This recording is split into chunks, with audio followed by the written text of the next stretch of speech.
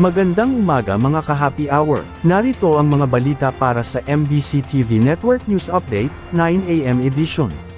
Sa trending and viral news, lalaking nagsuot ng t-shirt sa bantayog ni Manuel Quezon, sinito ng alkalde ng Real Quezon. Ating silipin ang trending, kasama si Arnold Herrera.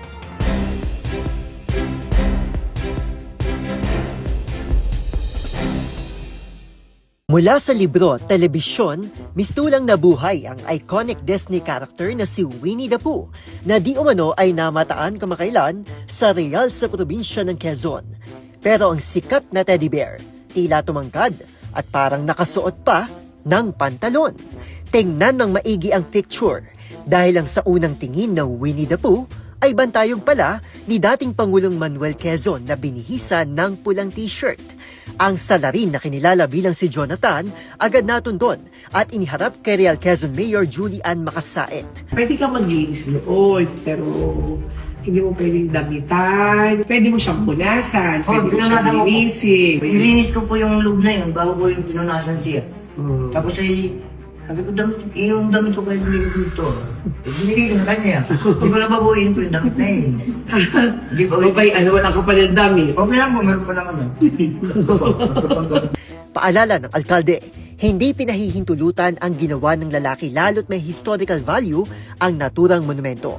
Mahigpit din itong ipinagbabawal sa ilalim ng iba't ibang batas gaya ng National Cultural Heritage Act of 2009 at Presidential Decree 1505, kung saan ang sino mang mapatutunayang lalabag ay posibleng patawan ng multa na hindi bababa sa 200,000 piso at kulong na aabot sa higit 10 taon. Ginawa naman itong biro ng mga netizen, lalo't ang insidente ay lumutang sa gitna ng pambabatiko sa Safer Cities Initiative ng Department of the Interior and Local Government, kung saan basta-basta na lamang tinitikitan ang mga nahuhuling nakahubad sa labas ng kanilang bahay. Anila, baka raw kasi tiketan si Quezon, kaya niya ito binihisan.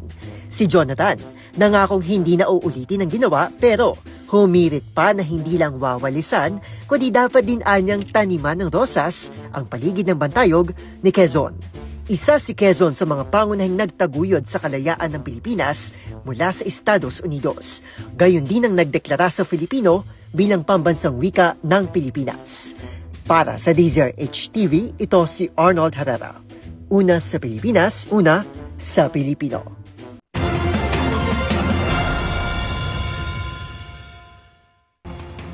Samantala, 6 na arestado dahil sa illegal na paihi ng gasolina sa Caloocan City.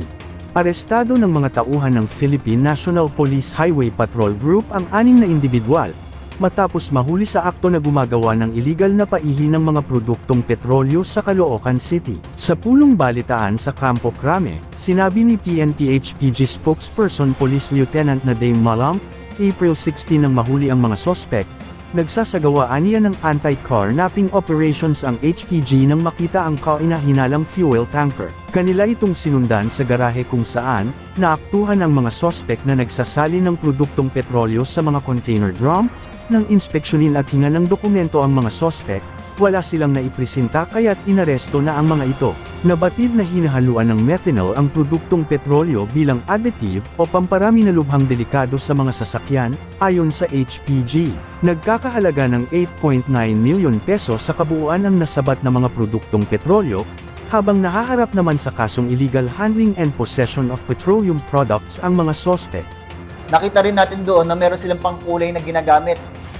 So, delikado yun din yun dahil nga hindi process.